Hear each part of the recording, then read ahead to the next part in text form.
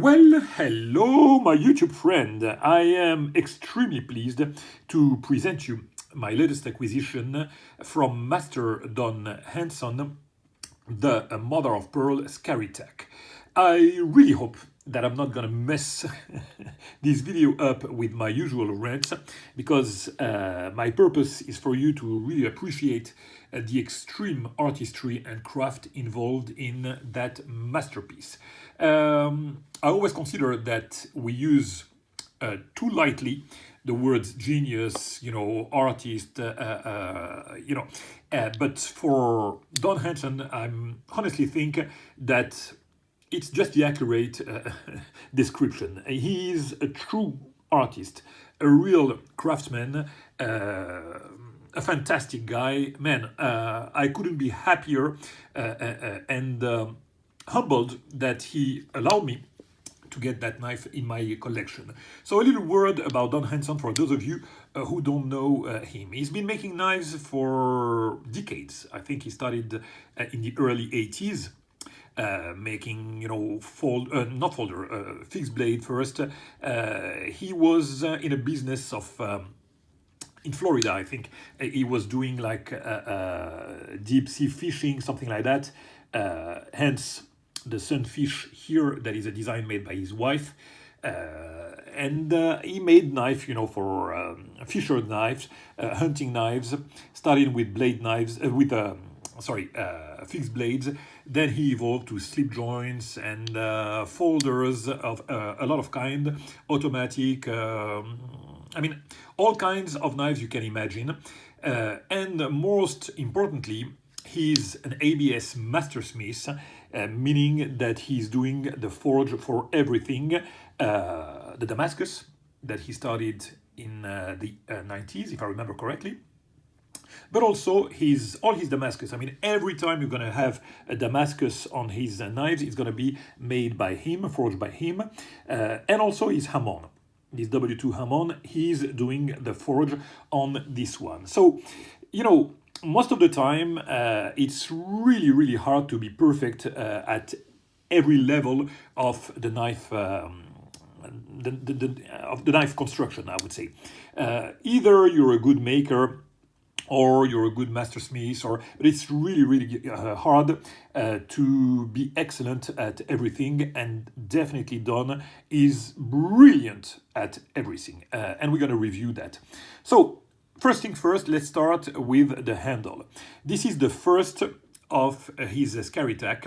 So, basically, the Scary TAC is a folder with a liner lock, and it's, it's in between his art knives and I would say, some casual, EDC knife. But this one, with this finish, has nothing of an EDC. So I'm not going to extend the presentation of the functionality of this knife, but I will more focus, on the art itself. So starting with the handle. So you have first this piece of Damascus that he kept.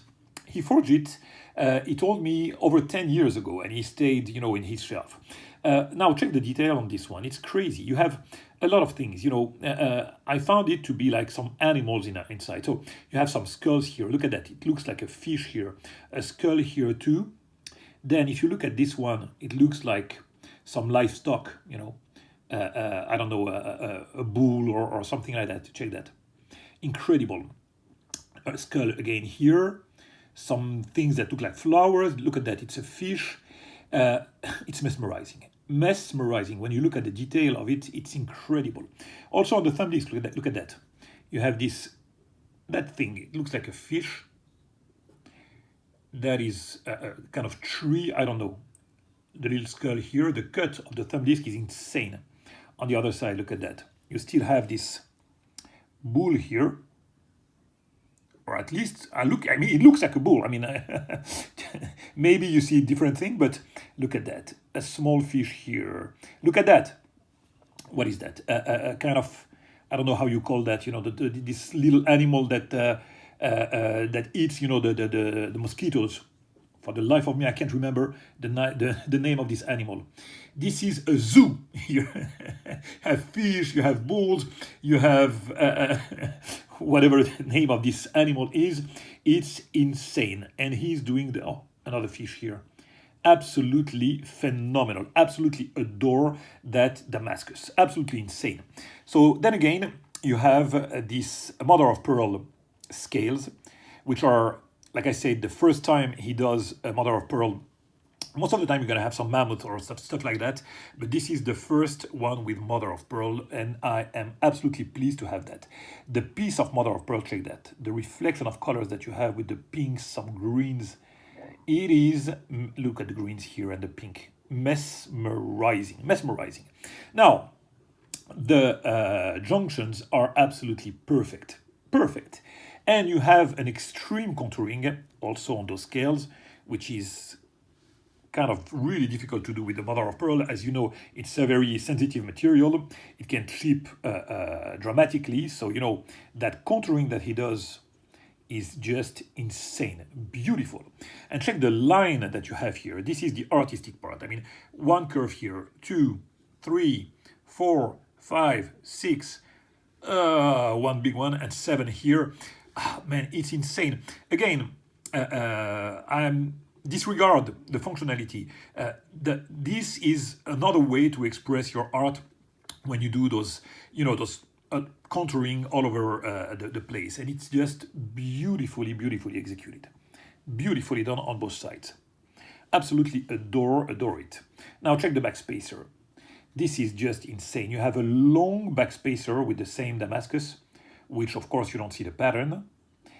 And he did, look at the liners, he did this kind of torching, but look at that. I mean, it's absolutely even on both sides. Look at that.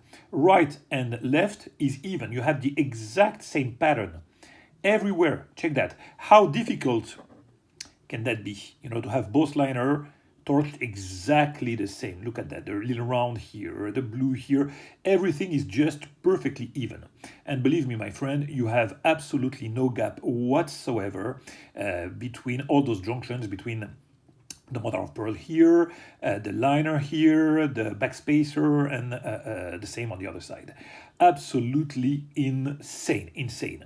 I like the fact that with those long backspacer, he went not for a stop pin, but you know, the backspacer itself is the stop pin, you know, and it follows here, again, no gap whatsoever here.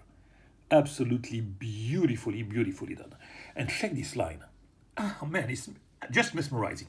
On the other side, you have the same on the two liners with the same evenness. And check this view with the inside of the backspacer. Oh, it's just, just beautiful, beautiful. Early and secured engagement, effortless to disengage. The action is smooth as it can come. Here the detent, boom. Centering is spot on. It's a thumb disc. It's a manual opening, so I like it to be like that. Of course, it's not the best detent in the world, so you can, you know, break it like that if you just press it hard enough. But for me, I like it because with thumb disc, you can either have something with a very strong detent that will flick it hard when you will open it, but if you want to deploy it smoothly, you know, like that, it's going to be hard for you, you know, when the detent is too strong. So this is the best detent for me. It's a very nice and even detent for a manual opening, okay? Now, let's go with that blade. As I told you, this is a W2 Hammond that is forged by him. Now check the design of that blade. That dramatic recurve that you have here. The very nice curve that you have on the tip here. The exquisite swedge here. But look at this one here. Man, check the spine here. It's insane. All those lines are just phenomenal. And I really appreciate the fact that he went for a flat grind. So it's a very long flat grind. So believe me, for those of you who have no real idea of how to grind a knife, this is the most difficult thing to do, is to get a long flat that is going to get here to an edge that will be just...